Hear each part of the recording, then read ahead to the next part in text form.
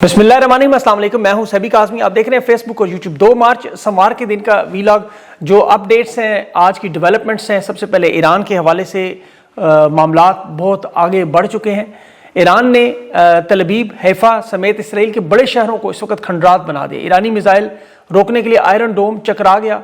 अरब ममालिक भी हमलों से ना बच सके। ईरान की पूरी ताकत से इस वक्त इसराइल के एटमी रिएक्टर डमोना पर भी एक कामयाबी का हमला, और अमेरिका इसराइल ने तस्लीम कर ली ताकत और बाकी ममालिक से मदद मांग ली। कुवैत में अमरीकी सफारत खाना, सऊदी रियाज में आरामको, और अभी F-35 इनके जहाज़, इनके पायलट्स, और भागने की वीडियोस। बहरीन में फौजी बिल्डिंग में 560 अमरीकियों की हलाकत का दावा।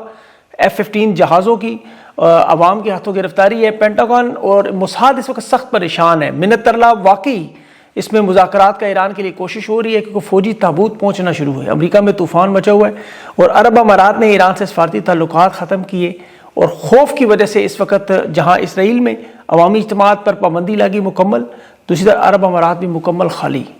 और सुप्रीम लीडर से इस वक्त तमाम मसले के तमाम उलमा की खराज अकीदत, खराज तहसीन। पाकिस्तान की खतरनाक सूरत हाल, गिलगित में कर्फ्यू में जो कोर कमांडर के घर और वहाँ इंस्टॉलेशन का मामला है। इराक में भी आपको पता है खाना जंगी की सूरत हाल है, वहाँ भी असलहे का बेदरेग इस्तेमाल हो रहा है। और बहरीन में भी अवाम और फौज आमने सामने है। यमन में भी लाखों लोग निकले हुए हैं। और पाकिस्तान में जिस तरह आज कराची में जो आज भी दिन दिहाड़े गोलियां मारने वाला मामला चल रहा है। और खान की कैद के हवाले से भी सवालात है। आयतुल्लाह खमनाई की शहादत के बाद खान की जान को खतरात, और अभी पाकिस्तानी फ़ज़ाई हदूद और सरहदों में इसराइली तैयारों की परवाज़, और भारत की तरफ से इल्ज़ामात के इसराइली जहाज़ रीफ्यूलिंग पाकिस्तान में कर रहे हैं। ये बड़ी अजीब सी बात है, आखिर में सभी बात करेंगे। लेकिन सबसे पहले ईरान ने इस वक्त पूरी दुनिया को हिला के रख दिया है। जो पिछले 48 घंटों में दुनिया देख रही है, किसी को समझ नहीं आ रही कि इतनी बड़ी ताकत एक मुल्क कैसे रख सकता है। जो भी ताज़ा तरीन इनके हमले हुए, जिनकी अभी कुछ की तस्दीक नहीं हुई, वो तुर्की पर भी अमरीकी अड्डों पर हुए हैं। वो मैं अगले वीलॉग में आपके सामने कुछ चीज़ शेयर करूँगा। ये मामला थोड़ा पेचीदा है, लेकिन अमेरिका में इसराइल समेत ये परेशान है कि इनके पास इतनी मुस्तरद मालूमात ईरान के पास कहाँ से आ रही हैं कि अरब अमारात की बिल्डिंग्स में हों, कि फ़ौजियों के फ्लोर्स हों, कमांड सेंटर अंदर जो बने हों, होटलों के अंदर जो खुफिया रखे जाते हैं, वो ईरान को कैसे पता चल रहा है सब कुछ। जहाँ भी अमेरिका और इसराइल के फ़ौजी इस वक्त अरब अमारात, बहरीन में मौजूद हैं, या कतर में, कुवैत में, वहीं जाके ड्रोन लगते हैं। तो ये किसी ने ज़ाहिर इंटरनेशनल प्लेयर मालूमात दे रहा है, और इशारे चीन की तरफ ही जाते हैं साइबर के हवाले से। फिर ईरान का कमांड एंड कंट्रोल सिस्टम जिस तरह चल रहा है, वो भी दुनिया बड़ी हैरान परेशान है कि एक तरफ मिस कैलकुलेशन ईरान के बारे में अमेरिका इसराइल ने की कि ये कमज़ोर है, इनके पास कम हथियार हैं, ये अंदर से टूटने वाले हैं। लेकिन ईरान ने एक तो दहाइयों में नीचे ज़मीन के मीलों फासले तक फैले हुए मिसाइल नेटवर्क सिस्टम बनाए, और ये रोज़ाना की बुनियाद पर भी इतने हमले करते रहे तो 3 से 6 महीने स्टॉक ख़त्म नहीं होता। इन्होंने चूंकि अपनी फ़ज़ाइया बनाई नहीं, सारी ताकत टेक्नोलॉजी मिसाइल पे लगा दी, और आज वो नज़र आ रही है।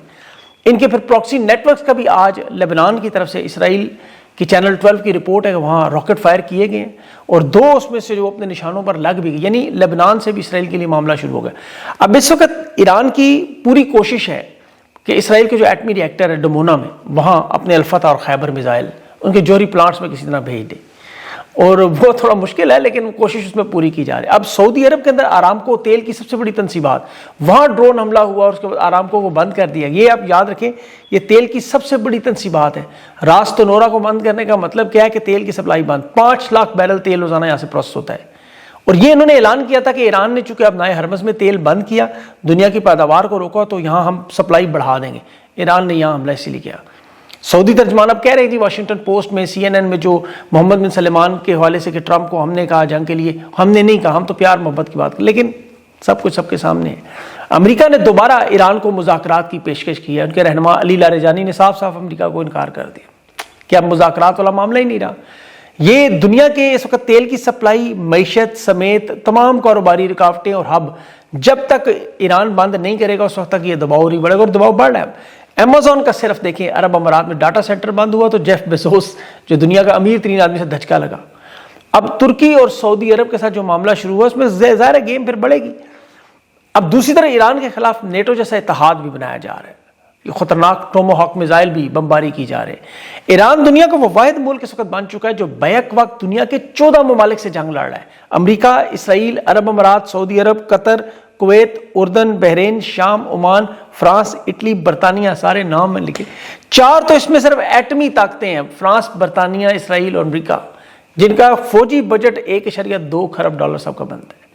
اور دنیا دیکھ رہی ہے کہ ایرانی میزائل یروشلم میں بھی جا کے گر رہے ہیں. باقی ممالک میں ابھی جو آپ ویلاگ دیکھ رہے ہوں گے 2-2:30 بجے ہوں گے شاید، ہائپرسونک میزائل نے ابھی شہر حیفا کی بندرگاہ پر، میرے پاس بریکنگ آئی، پورا شہر ہلا کے رکھ دیا.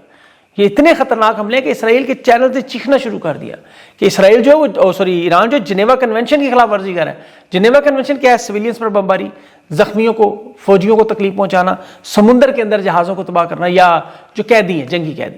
اچھا، اب یہ وہ تمام چیزیں جو اسرائیل اور امریکہ دن دہاڑے کر رہے ہیں، صبح دوپہر شام کر رہے ہیں. ایران کے حملوں کے درمیان آپ وہ فوٹیجز دیکھیں جو ایران کے ہائپر سپر سونک جو ہے 10 انٹرسپٹک راکٹوں سے بچتے ہوئے جس طرح ٹارگٹس پہ لگ رہے ہیں. میں تو اس کیمرہ مین کو دیکھ کے ایران تو سے بڑی خوبصورتی ویڈیو شوٹ کی، لیکن اس میں اسرائیل اور امریکہ جو غصہ اس بات کا ہے کہ ایران نے اب وہ کلسٹر منوشن استعمال کر دی. یہ وہ کلسٹر جنگی جہاز ہیں، ہتھیار ہیں کہ آسان الفاظ میں جیسے وہ چھرے پھیل جاتے ہیں، وہ آپ کو پتا ہے وہ بندوق سے آرٹلری شیل اس میں جو ڈلے ہوتے ہیں وہ چھروں کی طرح پھیل جاتے ہیں. اس کے جو شیل وغیرہ ہوتے ہیں اس کا نقصان بہت زیادہ ہوتا ہے یعنی پھٹنے کے بعد. تو اس لیے انہیں اچانک انٹرنیشنل قوانین یاد آ گئے کہ امریکہ، اسرائیل اور ایران تینوں نے اس پہ دستخط نہیں کیے ہوئے، 2008 کی جو کنونشن ہے. تو خیر یہ قانون تو ان کو آپ کو پتہ ہی ہے. امریکی کانگریس میں آج کیا بات ہو رہی ہے کہ ایران نے ہمارے اوپر حملہ کیا. مطلب آپ صرف سے ایک جملے سے اندازہ کریں، ایران نے امریکہ پر حملہ کیا. اور یقین کریں کچھ لوگ اس بات کو بھی مانتے ہیں کہ ایسا ہی ہوا. جب بھی یروشلم کے جو وہاں پر میزائل انٹرسپٹ میں حملہ ہوا اور ملبہ گرا آبادی پہ، تو وہاں کچھ لوگوں سے پوچھا، انہوں نے کہا ایران تو امریکہ پہ حملہ کر چکا ہے. مطلب میں حیران تھا. خیر ابھی کردش ریجن میں بھی امریکہ کی طرف سے جو بڑی فضائی ارابیل ایئر بیس ان کی ہے، وہ بھی وہاں آگ کے شعلے نظر آ رہے ہیں. اور یہ سب سے بڑا نقصان عراق میں یہ ہوا ہے ارابیل ایئر بیس کا. اور کویت میں جو موجود امریکہ کی ایئر بیس ہے وہ بھی مکمل طور پر تباہ ہو چکی ہے. بحرین کے اندر بھی ڈرونز کے ذریعے ٹھیک ٹھاک حملہ ہوا، اور ابراہم لنکن کے اوپر 4 میزائل مارنے کا دعویٰ ہے اور 560 امریکی فوجیوں کو زخمی کرنے کا. اب یہ تفصیلات ظاہر ہے کنفرم ابھی نہیں ہو سکی. جہازوں کے گرنے کی البتہ کویت میں 1 نہیں 2 نہیں 3 F-35 پائلٹس نظر آ گئے. 3 F-35 پائلٹس اور نظر آئے پکڑے ہوئے وہاں عوام نے، کویت کے لوگوں نے. اور یہ امریکی سفارت خانے پر بھی وہاں جو حملہ ہوا وہ بھی تصدیق ہو چکی ہے. بین الاقوامی میڈیا مان گیا کہ اس حملے نے واقعی پورے کویت کو ہلا کے رکھ دیا. چھوٹا سا شہر ملک ہے آپ کو پتہ کویت، امریکی مفادات کو بہت نقصان ہے. اور دبئی میں جیسے میں نے آپ کو بتایا امیزون کا ڈیٹا سینٹر پہ حملہ ہوا اور برج خلیفہ سے چند قدم دور وہاں تباہی پھر گئی، دھوئیں کے بادل ہر طرف.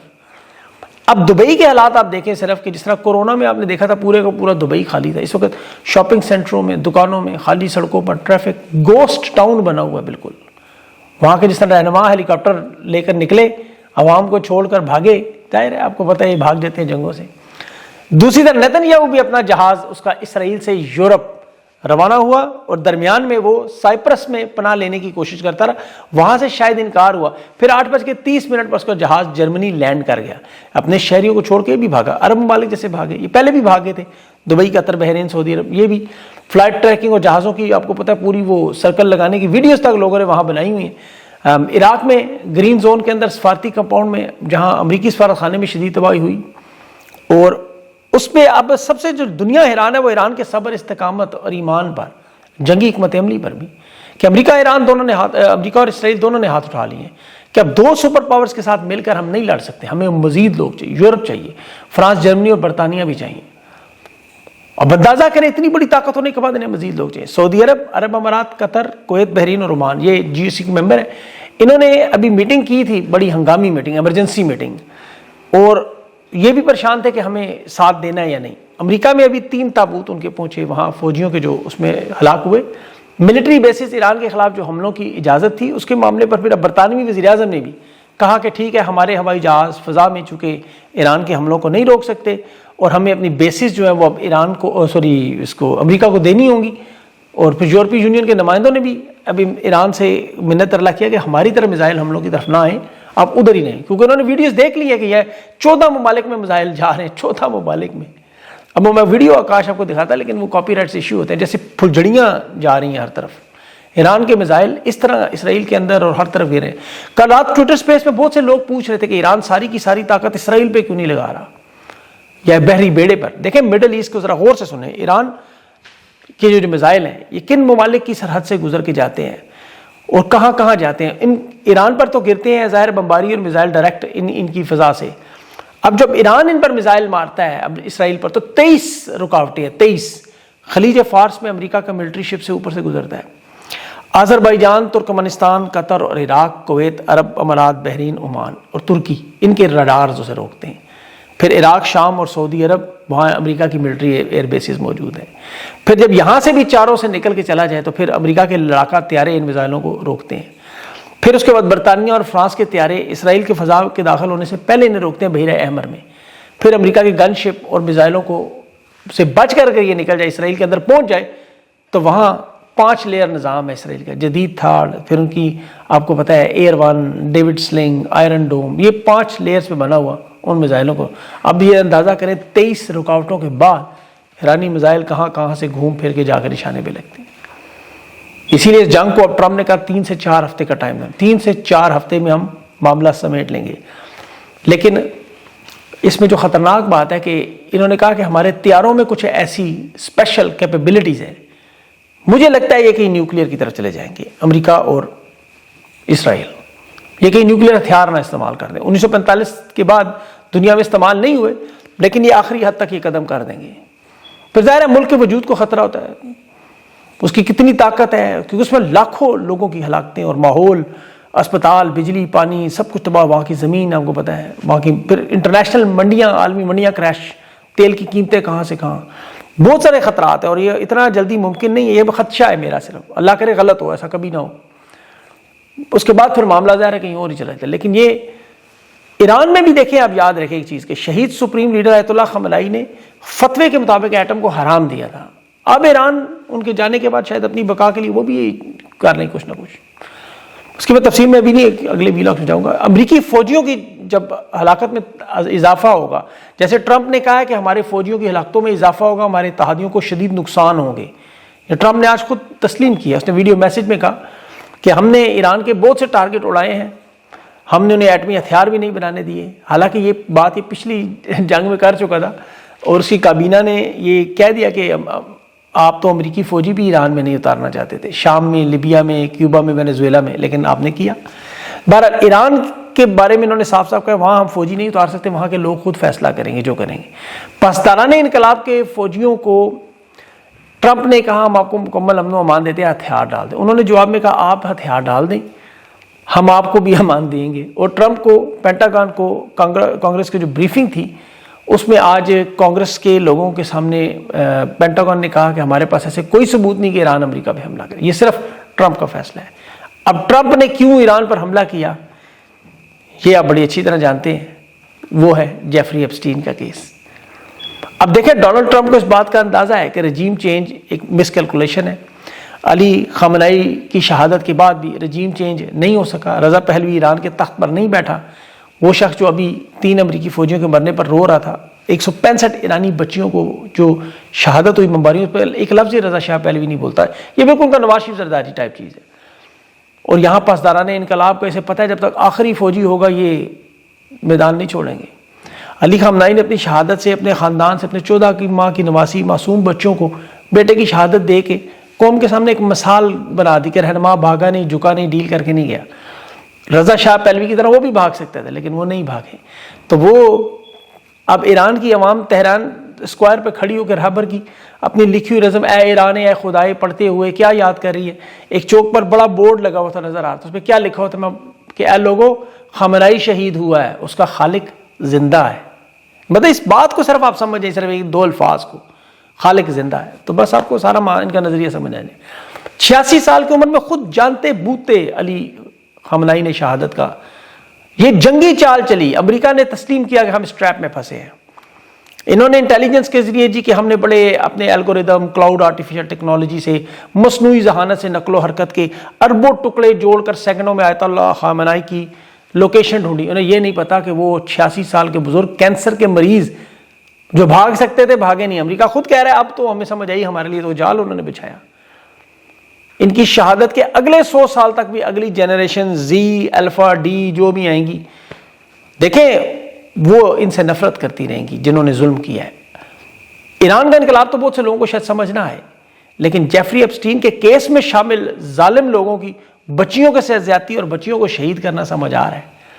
یہ جیفری ایپسٹین کیس میں تمام لوگوں کو دیکھیں, کوئی ایک بھی گرفتار ان میں سے نہیں ہوا, اور انہیں بچانے کے لیے ایران پر حملے کیے گئے, انہیں بچانے کے لیے وینزویلا کا صدر اٹھایا گیا, ایران کے سپریم لیڈر کو شہید کیا گیا, یہ 50,000 لوگوں کے قاتلوں کو بچانے کے لیے.